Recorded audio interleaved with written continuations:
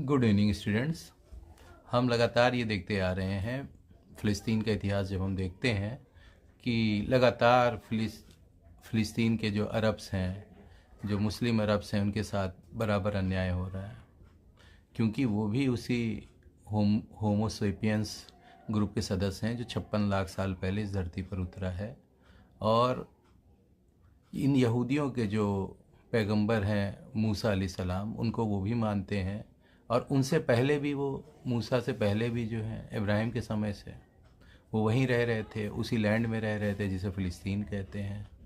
तो ये बाद में मूसा जी का जन्म हुआ, उनको मानने वाले यहूदी लोग आए, तो किस तरीके से वो ये कह सकते हैं कि ये हमारा होम लैंड है और ये हमको चाहिए। उतनी पुरानी जेनेटिक्स लेकर वहाँ पर जो दूसरे लोग हैं, जो विभिन्न समयों में विभिन्न मतों को मानते रहे हैं, उनका वहाँ रहने का कोई हक नहीं है, और उनको होमलैंड चाहिए यहूदियों को। तो इंग्लैंड ने मदद कर दी, बाल्फोर घोषणा कर दी, ईसाइयों ने मारा, और ये जर्मनी से भगाए गए। उनका जिस कंट्री ने वेलकम किया, जिन फ़िलिस्तीनियों ने वेलकम किया, आज वो दरगुजर हो रहे हैं, लाखों की संख्या में मारे गए हैं, हज़ारों छोटे बच्चे कत्ल कर दिए गए हैं। फिर भी दुनिया ये कहती है, बहुत से लोग कहते हैं अमेरिका के साथ मिलकर कि भाई होमलैंड होना चाहिए, सबसे बड़ी बात धर्म के आधार पर होना चाहिए। तो दुनिया में 250 कंट्रीज़ हैं, और धर्म के आधार पे होना है तो फिर भाई 7-8 ही कंट्रीज़ में पैगंबर जो हैं, ज़्यादा धर्मों का विकास हुआ है, तो उन्हीं 7-8 कंट्रीज़ में धर्म के आधार पे होना चाहिए। बाकी लोग क्या किसी धर्म को ना माने, या फिर कोई नया धर्म शुरू करें क्योंकि धर्म के आधार पे हर कंट्री को होना है।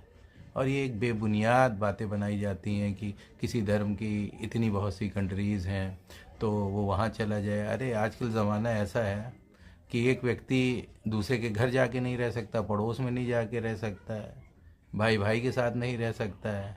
तो किस तरीके से ये कह दिया जाता है कि लाखों करोड़ों लोग जो हैं वो किसी ख़ास धर्म के हैं, और ख़ास धर्म के हैं, तो वहाँ पर यहूदियों का होमलैंड बनेगा, तो फ़िलिस्तीनियों को धक्का मार मार के निकाल दिया जाएगा, और एज्यूम ये किया जाता है कि पड़ोस की अरब कंट्रीज़ उन्हें ले लेंगी।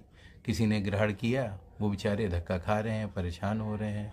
तो हम ये देख रहे हैं कि इन फ़िलिस्तीनियों के साथ लगातार जुल्म हो रहा है। यूएन के जो इतने भी प्रस्ताव इनके पक्ष में आते हैं, अमेरिका उनको जो है वीटो कर देता है, और पूरी दुनिया बड़े शान से इस सिस्टम को स्वीकार कर लेती है। यही लगता है कि भाई जिसकी लाठी उसकी भैंस, और ये जुल्म लगातार फ़िलिस्तीनियों के साथ चल रहा है। न जाने कब उनको अपने देश में स्थान मिलेगा। उनका देश एक